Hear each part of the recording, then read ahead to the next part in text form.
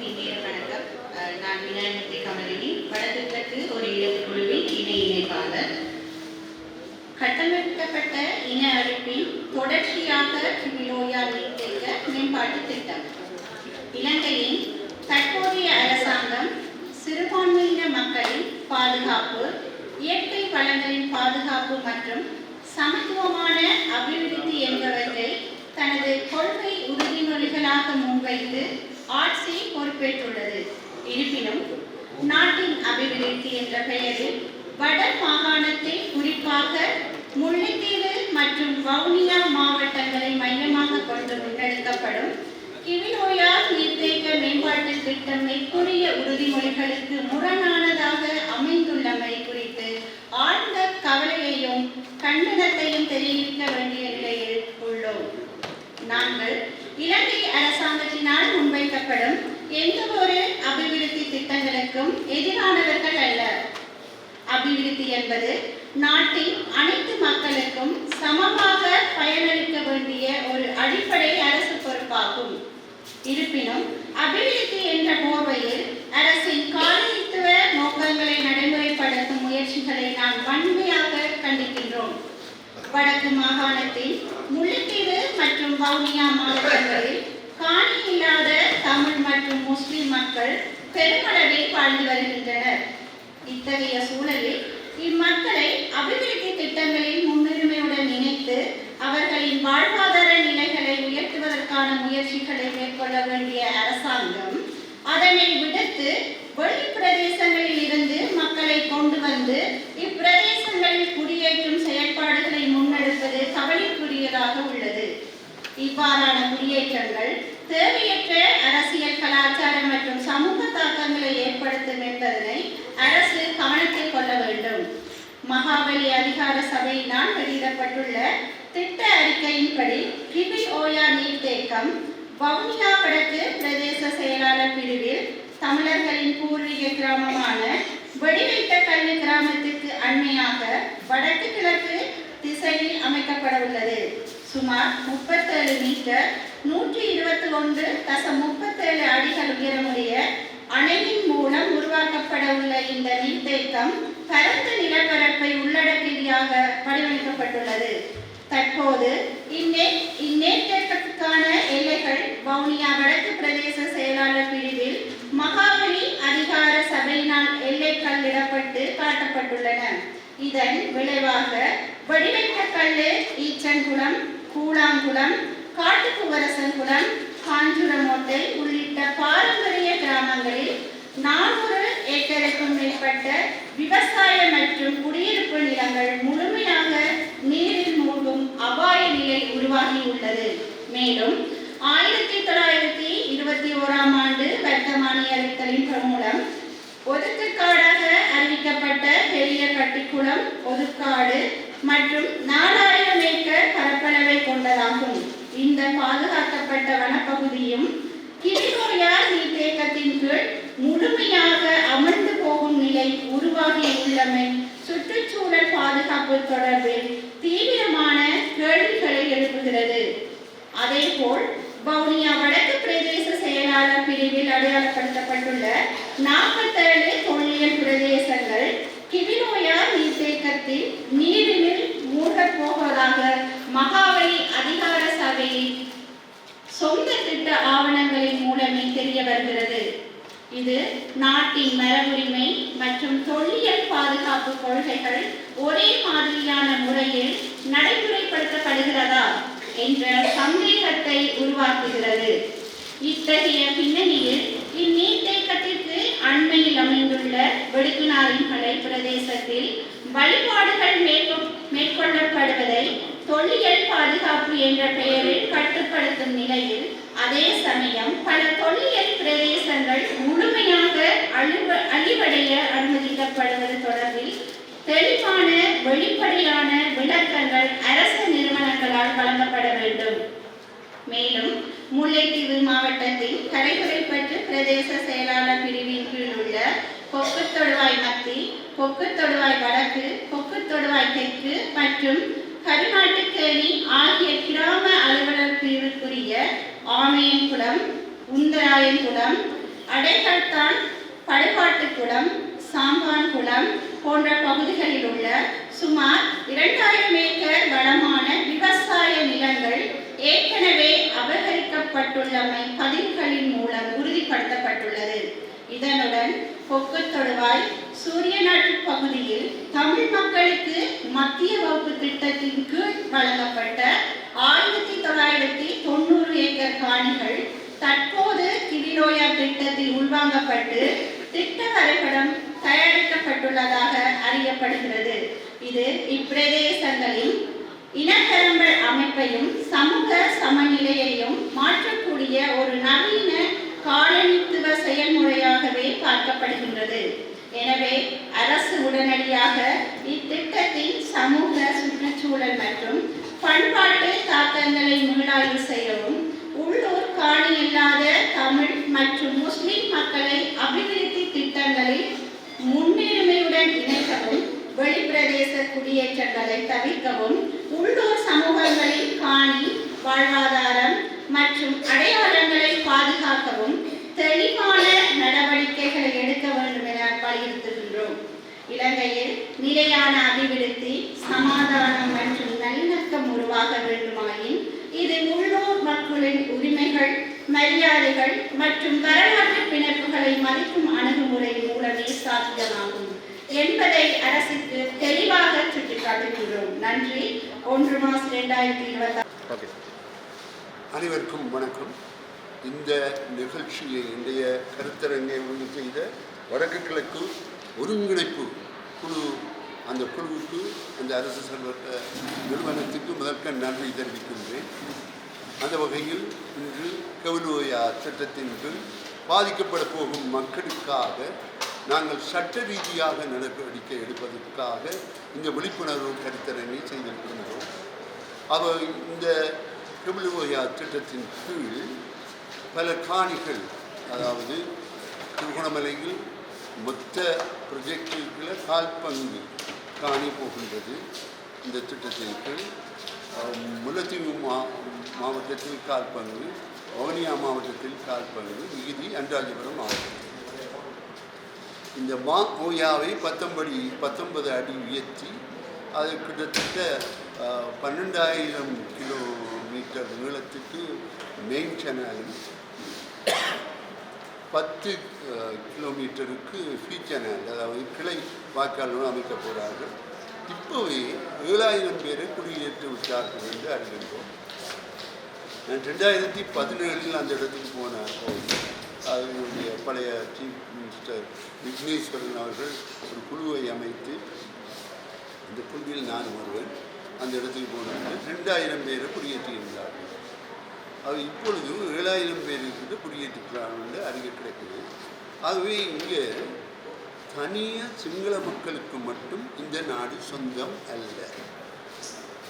ஒரு தெரியும், இன்றைக்கு மகாவலி திட்டத்தின் கீழ் கிட்டத்தட்ட 96.16% மொத்த மகாவலி திட்டங்கள் 10 ஸ்கீமில் 96.16% சிங்கள மக்களுக்கு தான் காணி வழங்கியிருக்கிறார். இலங்கையில் சிங்கள மக்கள் 76%. அப்போ இப்படி நீங்கள் 96.16% காணி வழங்க முடியும்? வடகிழக்கு தமிழர்கள் 12%, மலைநாட்டு தமிழர்கள் 4%. ஆக மொத்தம் தமிழர்கள் 16%, முஸ்லீம்கள் 8%. அப்போ இங்கே வடகிழக்கிலேயாவது நீங்கள் தமிழ் பேசும் மக்களுக்கு, தமிழ் சிங்கள இந்த தமிழ் முஸ்லீம்களுக்கு இந்த காணிகளை வழங்க வேண்டும். அதை விடுத்து தொடர்ந்து சிங்கள மக்களை குடியேற்றி கொண்டிருப்பதன் அர்த்தம் நீங்கள் இங்கு ஒரு புதிய எலக்ட்ரேட் உருவாக்க முனைக்கின்றீர்கள். உங்களுடைய 13வது திருத்தச் சட்டத்தில் schedule 9 rule 1 appendix 2 item 18 article 2.5 என்ன சொல்லுகிறார்? இலங்கையின் விகிதாசாரப்படிதான் மகாவலி போன்ற மாகாணங்களுக்கு இடைப்பட்ட திட்டங்களில் காணி வழங்க வேண்டும். இப்போ இலங்கையின் விகிதாசாரப்படி வழங்குவதாக இருந்தால் 12 வீதமான, அதாவது 4 வீதம் மலைநாட்டு தமிழரை சேர்த்து வடகிழக்கு தமிழர்கள் 12 வீதத்தையும் சேர்த்து 16 வீதத்துக்கு காணி வழங்கியிருக்க வேண்டும். 76 வீதம்தான் சிங்களாக்களுக்கு வழங்கியிருக்க வேண்டும். ஆனால் தனிய சிங்கள மக்களுக்கு மட்டும் வழங்குவது இனத்துவேஷத்தையும் வளங்கள் சமமாக விதாசாரப்படி பிரிக்கப்படாமைக்குமான ஒரு முக்கிய உதாரணமாக இருக்கின்றது. ஆகவே நாங்கள் இதற்கு எதிராக உயர் நீதிமன்றத்திலேயோ கோர்ட் ஆஃப் அப்பீல்லையோ மேல்முறையீட்டு நீதிமன்றத்திலேயோ வழக்கு வைக்க வேண்டும். அந்த வழக்கின்படி, அதாவது என்னுடைய எந்த சட்டமான ஹைரார்கி ஆஃப் லோ சட்ட பதவணியில் எந்த சட்டம் அரசியலமைப்பு சட்டம், 13வது திருத்த சட்டம் அரசியலமைப்பின் திருத்தச் சட்டம். இந்த சட்டத்துக்கு அமைய அந்த நான் சொன்ன மாதிரி schedule 9 rule 1 appendix 2 item 18 article 2.5 2.5க்கு கீழே இலங்கையின் வீதாசாரம் பின்பற்றப்படாமல் காணி பகிர்ந்தளிக்கப்படுகிறது. அந்த சட்ட பிரிவில் உறுப்புரை 2.7 நீங்கள் 2.7 பார்த்தீர்கள் என்றால், இந்த குடியேற்றங்கள் நம்முடைய வாக்காளர் சமநிலையை பாதிக்காத மாதிரி இருக்க வேண்டும். எத்தனிக் ரேஷியோவை பாதிக்காத மாதிரி குடியேற்றங்கள் செய்யப்பட வேண்டும் தெளிவாக சொல்லப்பட்டது. இன்று வவுனியா வடக்கில் நான் 2017 அந்த இடத்தில் போன போது பிரதேச சபையில் 4 மெம்பர்ஸ் வந்துட்டாங்க. இப்போ 8 மெம்பர்ஸ் வந்துட்டதாக சொல்கிறாங்க. அப்படி என்றால் நாளைக்கு வவுனியா மாவட்டம் இன்னொரு சிங்கள பாராளுமன்ற உறுப்பினர் வவுனியா வடக்கில் வருவதற்கான முனைப்பு நடைபெறுகிறது என்பதுதான் இந்த உண்மை. முற்றிலும் இனத்துவசத்துடன் இந்த மகாவலி திணைக்களம் நடக்கிறது. ஆகவே சட்டத்தை பின்பற்றி நடக்கவில்லை. நாங்கள் உயர் நீதிமன்றத்திலோ கோர்ட் ஆஃப் அப்பீல் மேல்முறையீட்டு நீதிமன்றத்திலோ வழக்கு வைத்து அதன் பிறகு நீதியான தீர்ப்பு கிடைக்காவிட்டால் நாங்கள் சர்வதேச ஐக்கிய நாடுகள் சபையின் சர்வதேச நீதிமன்றத்துக்கு இதை கொண்டு செல்ல வேண்டும். ஏனென்றால் இன்டர்நேஷனல் ஹியூமன் ரைட்ஸ் கன்வென்ஷன், சர்வதேச மனித உரிமைகள் சமவாயத்தின் கீழ் நாங்கள் இலங்கையின் உயர் நீதிமன்றத்தில் வழக்கு வைத்துத்தான் நாங்கள் சர்வதேச நீதிமன்றத்துக்கு கொண்டு செல்ல முடியும்.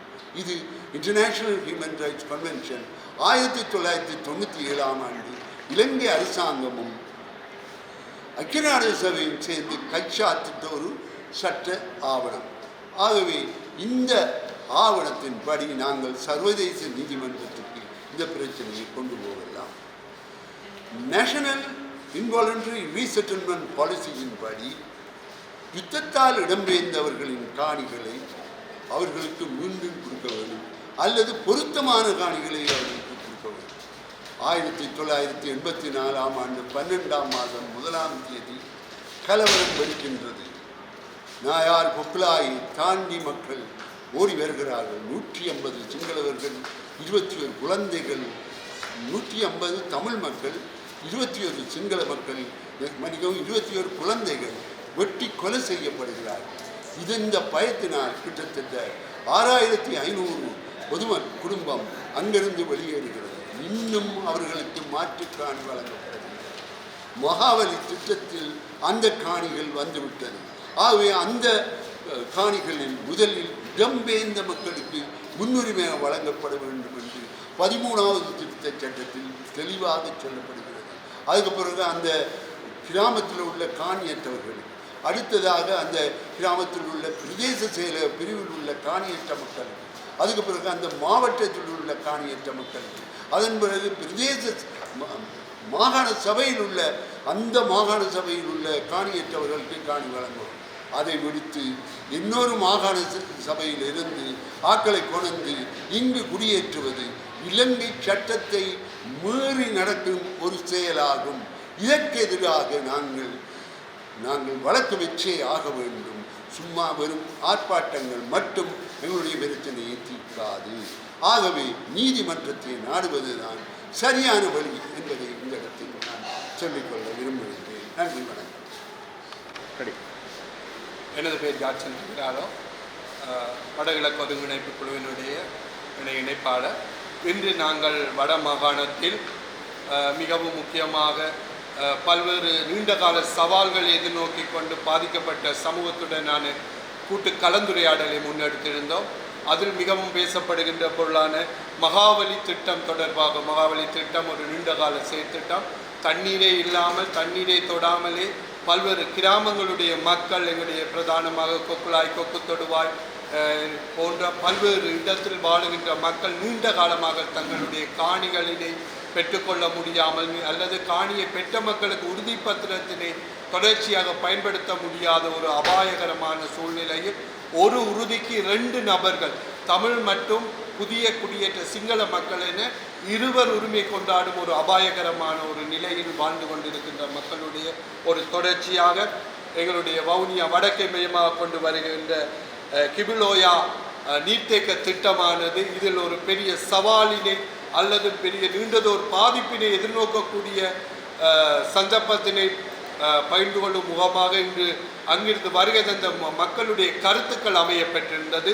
இன்று வருகை தந்திருந்த மக்கள் வவுனியா வடக்கை சேர்ந்த மற்றும் வவுனியா மாவட்டத்தினுடைய பல்வேறு இடங்களை சார்ந்து, அதே போல முல்லைத்தீவு மாவட்டத்தினுடைய பகுதியில் வாழும் மக்கள், பிரதேச சபை பிரதிநிதிகள் மற்றும் சமூக ஆர்வலர்கள் மற்றும் அந்த பகுதியினுடைய சிவில் அமைப்புகளுடைய பிரதிநிதிகள் என இங்கே பலர் வந்து ஒன்று சேர்ந்து இந்த கலந்துரையாடலை நாங்கள் வவுனியா பிரதேச சபையினுடைய கேட்போர் கூடத்தில் முன்னெடுத்திருந்தோம்.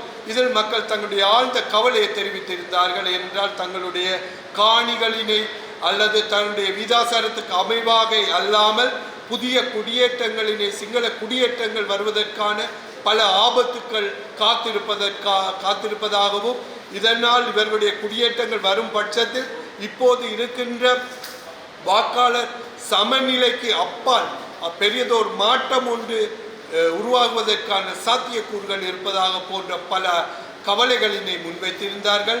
நாங்கள் அபிவிருத்திக்கு எப்போதும் எதிரானவர்கள் அல்ல. அபிவிருத்தி என்பது அன்று தொட்டு வடகிழக்கில் வாழும் மக்கள் எப்போதும் எதிர்பார்ப்பவர்கள். ஏனென்றால் யுத்தத்தினால் அதிகம் பாதிக்கப்பட்ட மக்களில் எங்களுடைய முல்லைத்தீவு, கிளிநொச்சி மாவட்டங்கள் அதிகமாக வன்னி பகுதி பாதிக்கப்பட்ட பிரதேசம். ஆகவே அபிவிருத்தியை யாரும் எதிர்ப்பவர்கள் அல்ல. அபிவிருத்தி என்ற போர்வையில் அபகரிப்பு நிலங்கள் அபகரிப்பதற்காக முன்னெடுக்கப்படுகிற திட்டங்களை நாங்கள் எப்போதும் வெறுக்கிறோம். அந்த வகையில் இன்றைக்கு பாதிக்கப்பட அல்லது பாதிக்கப்பட்டு கொண்டிருக்கிற மக்களுடைய முகங்கள் எங்களுக்கு மிகவும் கவலைக்குரியதாக இருந்தது. அவருடைய கருத்துக்கள் தொடர்ச்சியாக எங்களை கேட்பார் அற்றோராக நபர்களாக நாங்கள் இருக்கிறோம் என்ற அவர்களுடைய அவல குரல் இன்றைய பொது கலந்துரையாடலில் முன்வைக்கப்பட்டதை எங்களுக்கு அறியக்கூடியதாக இருக்கின்றது.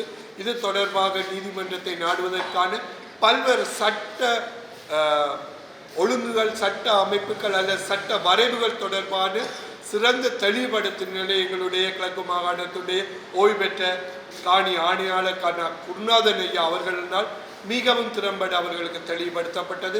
அவர்களால் முன்வைக்கப்பட்ட பல்வேறு வினாக்களுக்கான விளக்கங்கள், தெளிவுபடுத்தல்கள் மிகவும் சிறப்பாக வழங்கப்பட்டதை அவதானிக்க முடிந்தது. நான் நினைக்கிறேன் அவர்களும் ஒரு திருப்தியான நிலையில் பயணிக்கிறார்கள் என்று. ஆகவே இந்த நிகழ்வு வடக்கிலும் கிழக்கிலும் எங்களினால் வடகிழக்கு ஒருங்கிணைப்பு குழுவினால் மனிதநேய பணியாகவும் மனித உரிமை சார்ந்த செயல் திட்டமாகவும் முன்னெடுக்கப்படுகின்றது. ஆகவே இன்றைய நோக்கம் கிபிலோயா திட்டம் சம்பந்தமாக மக்கள் பூரணமாக தெளிவு கொள்ள வேண்டும். இதில் இருக்கும் ஆபத்துக்களை புரிந்து கொள்ள வேண்டும். இது வெறும் குடியேற்றத்துக்கு அப்பால் எதிர்காலத்தில் எங்களுடைய தமிழ் மக்களுடைய அரசியல் நிலையை சிதைப்பதற்காக முன்கூட்டிய ஒரு திட்டமாகவும் இது பார்க்கப்படுகின்றது. இது இந்த அரசால் கொண்டு வரப்பட்ட ஒரு திட்டம் அல்ல. இது முன்னைய அரசுகளால் திட்டமிடப்பட்ட ஒரு செயற்திட்டம். இந்த அரசினால் நடைமுறைப்படுத்துவதற்காக இந்த பாராளுமன்றத்தில் பட்ஜெட்டில் பாரியதொரு நிதி ஒன்று ஒதுக்கப்பட்டிருக்கிறதையும் அவதானிக்க முடிகிறது. ஆகவே தற்போது பரவலாக சிவில் சமூகங்கள் மற்றும் பொது நிலையினால இந்த விடயங்கள் பற்றி பரவலாக பேசப்படுகின்ற விடயம் மிகவும் ஒரு முன்னோக்கி நகர்த்தப்படுவது. அதன் மையமாக இன்றைய கலந்துரையாடல் முன்னெடுக்கப்பட்டது. நன்றி, வணக்கம்.